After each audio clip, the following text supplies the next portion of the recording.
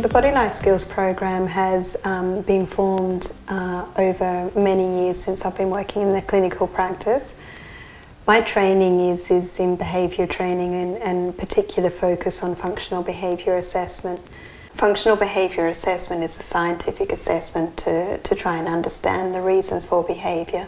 But that process of functional behaviour assessment is an evidence-based practice which is all about trying to understand the reasons why behaviour occurs.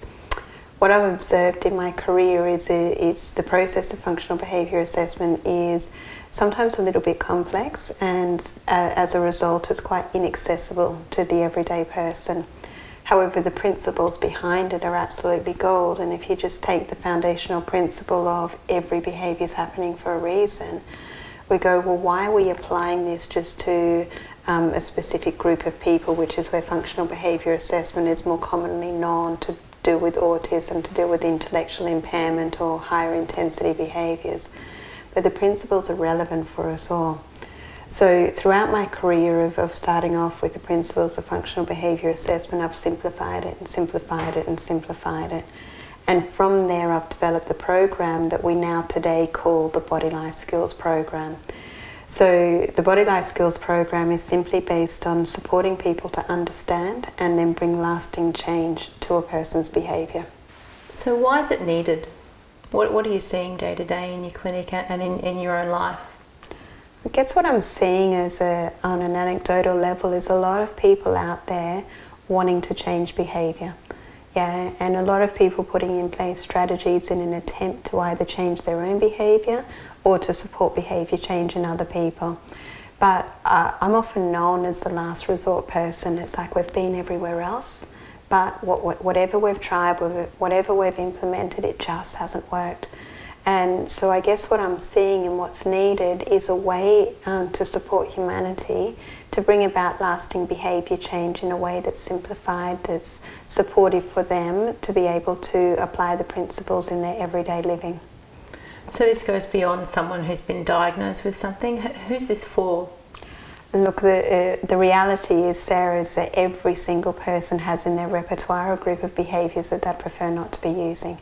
Yeah, and then if you ask everybody, have you ever tried to change those behaviours, generally the whole room's hands go up. Everybody has behaviours that they'd like to change, and everybody has attempted to change their behaviour, but more frequently than not, those attempts at behaviour change have been largely unsuccessful. So the reality is the program is for all of us. So what does this lasting change look like in process? What does the program do? What does it look like?